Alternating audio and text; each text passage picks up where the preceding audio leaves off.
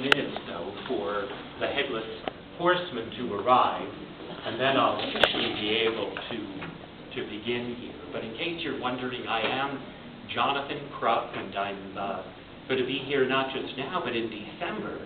I get to come back and tell you, see if you can guess. Are there no prisons? Are there no workhouses? Mr. Scrooge. Mr. Ebenezer Scrooge, very good. That's right, you knew that was Scrooge, right?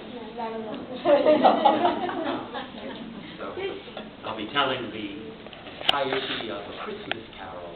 Well, not the entirety, because it's 27,000 words long, and when Charles Dickens did it himself, he sometimes would go on for as much as 3 hours, but I listened to Dickens for 3 hours, maybe, a little under an hour, and that's good. So that's about what we'll do. Reader's Digest version. The Reader's Digest version, yes. The same is true with this. The CD I have over there is about 90 minutes long, but the show tonight will be probably just under, an interesting, little less than an hour or so. But I'll be able to give you the different characters and voices. You might get scared in a couple of places, so be prepared for that. Make sure you have your defibrillator in the back pocket. There's a couple of jump starts there. So I'm not responsible for anyone getting scared. Although it did happen once, a little anecdotal story. I was in the old Dutch church telling A Christmas Carol, and it's not much bigger in size than this church built in 1685 across the river, just a touch north of the Tappan Zee Bridge. No respect to Mario Cuomo, one of my favorite governors, but, why he had to have the whole bridge named after him when Tappan Zee was good enough. But don't get me started on that. So I'm in this little church, and I'm telling about, Jacob Marley. And suddenly, a guy is standing up, and he looks like a ghost himself. And he said, "Excuse me, forgive me, but my father, he's gone." And my accompanist, my organist, hit a chord and said, "Oh my God, Jonathan, did you scare the guy to death?" Well, it turned out the poor fellow, because we were crowded in the church, and it was kind of a warm night. We had the wood fire going in the stove, and he had a couple of glasses of wine to take his dinner. Oh, you're laughing. You've had one or two, right? Now and then. But he kind of passed out. But for a moment, we thought he was dead. The worst, yeah. But so I don't think any of you will pass out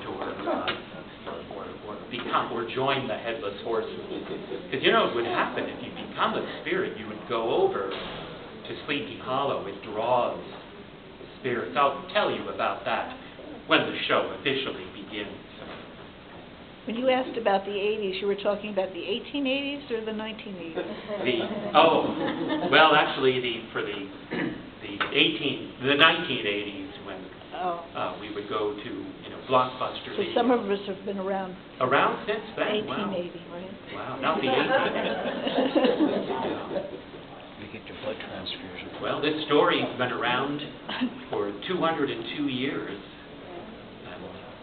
I had a board member once. I run a poetry circle, and she announced in front of everyone that she had taken classes with Walt Whitman. Oh. And I get very nervous about my knowledge, even though I know a lot about poetry.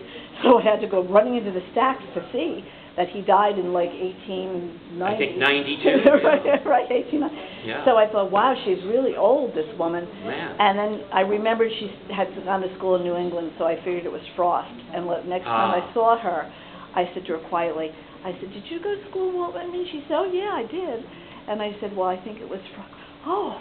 I said, "Don't be telling people that, because people of a certain age start thinking, Yeah, that's interesting. One of my favorite recordings, made the year before he died by Thomas Edison, is of Walt Whitman reciting a bit of The Leaves of Grass. Okay. It's very scratchy. It was made in like 1891. And right. Cool. He's got this high kind of voice and New York accent all the way through. It's very, very beautiful there. So, you'll get a bit of the Brooklyn accent in my telling of the legend of Sleepy Hollow. But we have to wait. Did anyone see a guy without his head parking his horse? No, the police have pulled him over, I guess. So, anyway, he'll be making his presence known in one way or another. He was in AAA. Is anyone here from the Friends of the Library? Oh, okay. Is someone the president? Oh, good, because the librarians say